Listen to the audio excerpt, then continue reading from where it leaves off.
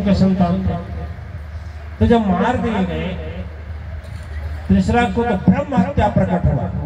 ब्रह्म हत्या प्रकट हुआ इसलिए बात ये थी कि हम अच्छा कर्म कर रहे हैं और राजा इंद्र के समान राजा क्यों न हो, लेकिन यदि उसका विरोध करता है तो अभी पातकी है, पाप का भागी।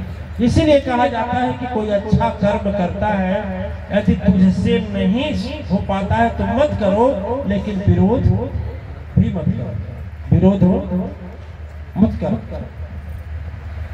ऐसा दिव्य आत्माएं कि वह जब ब्रह्म हत्या प्रकट हुआ और जब सत्संग में या धर्म प्रवचन में हम बाधा डालते हैं तो उसमें ब्रह्म हत्या का पाप लगता है। सत्संग धर्म प्रवचन में जब बाधा डालते हैं तो उसमें ब्रह्म हत्या का पाप लगता है। और ब्रह्म हत्या जब खड़ा हुआ तो ब्रह्म हत्या जब खड़ा हुआ तो ब्रह्म हत्या सामने प्रकट हुआ तो इंद्र भाग चले, बृहस्पति के शरणों में गए। कहा जाता है कि जब कोई रास्ता न बताए तो सदगुरु रास्ता बताता है। सदगुरु कहे कि काम करिए कि शरीर को छोड़ दीजिए और सूक्ष्म बन करके कमल के नाल के अंदर समाहित हो जाइए। कमल के नाल में छिप गए। इंद्र का पद भी खाली। देवता लोग खोजने लगे कि इंद्र किसको बनाया जाए, इंद्र किसको बनाया जाए। खोजते खोजते खोजते खोजते पता लगा नासु जी थे। नासु जी बहुत बड़े महा बलशाली, कुछ लोग बोलते थे कि सूर्यवंशी थे, बहुत बड़े महान सम्राट। देवताओं ने उनको ला करके कहा भाई इंद्र का पद आप ही संभालिए, क्योंकि इंद्र अभी ब्रह्म हत्या के पाप से छिपे हुए। अच्छा, ब्रह्म हत्या का पाप गया कैसे, बात ही बता दो एक लाइन। ओ फिर इंद्र के पद पर जैसे नहसू जी बैठे, अब वहां का देखे तो ऐरावत हाथी मेरा है, कल्प वृक्ष मेरा है, धन्वंतरी मेरा आज्ञा मान रहे हैं, सारी की सारी चीजें सब मेरे हैं। अब सोचा क्यों नहीं सची, सची इंद्र की पत्नी का नाम था, इंद्राणी का सची। सची की जब सुंदरता देखे तो कहे क्यों नहीं इसको रानी बना रहे। अब देखिए इंद्र का अभिमान जैसे हुआ, फिर घमंडी का मन है तुरंत मिलाया। पापों की अंगड़ाई ऐसी हुई कि हृदय में यह मत ऐसा रूप लाया। विचार अवस्था तो हन न हुआ, फिर पापी तो एक योजना तह बनाया। इंद्राणी तो कैसी बने आज मेरी, इंद्राणी कैसे मेरी हो जाए, इसके लिए वह सोचने लगे कि अच्छा। इंद्राणी को खबर लग गई, इंद्राणी को खबर लग गई बृहस्पति महाराज के पास। रात को भगी कि महाराज क्या करें, हमारे धर्म को आप ही बचाइए, आप सदगुरु हैं। गुरु जी कहे कोई बात नहीं, घबराओ नहीं, एक रास्ता बताता हूँ, तुम स्वीकार कर लो, ठीक है मैं आपकी भार्या बनूंगी, लेकिन हाँ अब ऐसे आएंगे क्या। शादी होती थी तो पहले किसमें लोग जाते थे, किसमें, डोली में कौन कौन लोग गए हैं, डॉक्टर किसमें गए, कार में गए हैं, हाँ में गए, वो हाँ कहाँ में, डोली में याद आ गया, कहाँ डोली का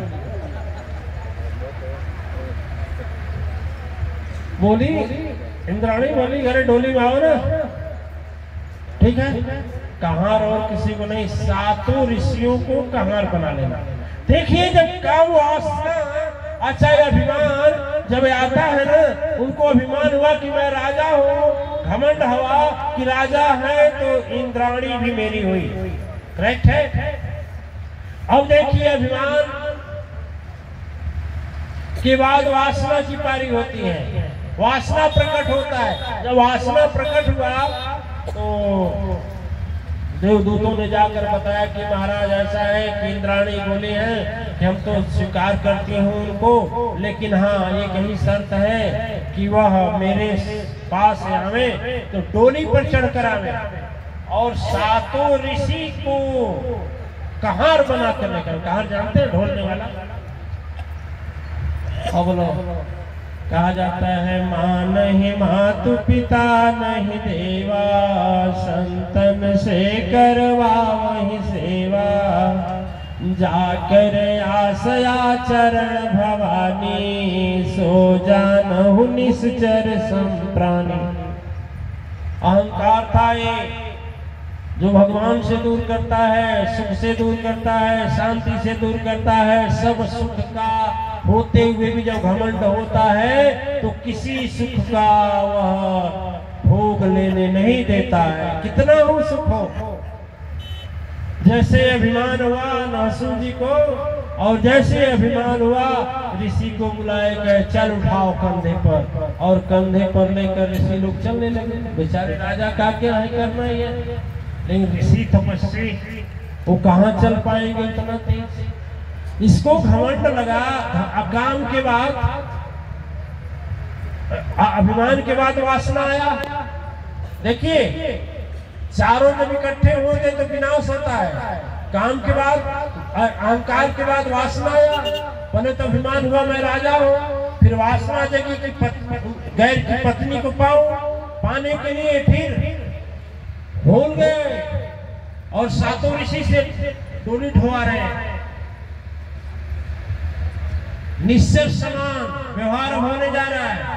अब देखिए काम वासना हुआ, अहंकार हुआ, क्रोध आ रहा है। क्रोध क्यों आ रहा है कि जल्दी जल्दी चलो, जल्दी हम रानी क्या पहुंचे।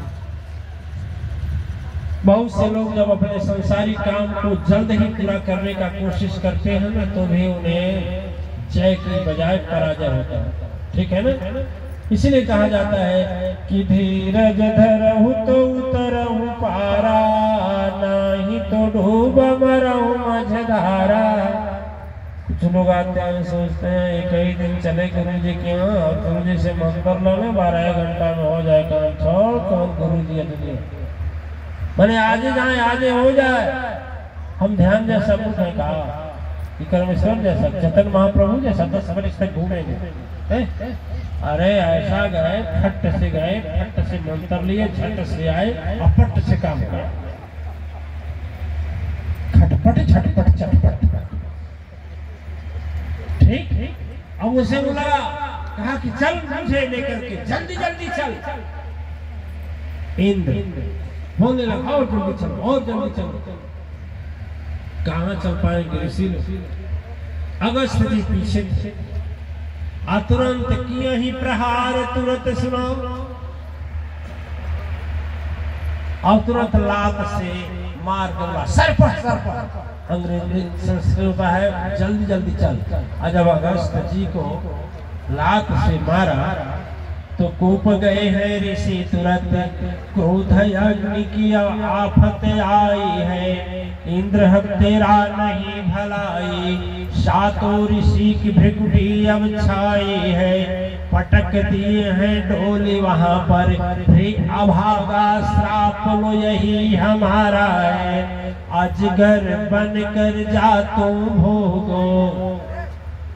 बस यही एक श्राप तुम्हारा है, अब जाओ और तुम अजगर हो जाओ।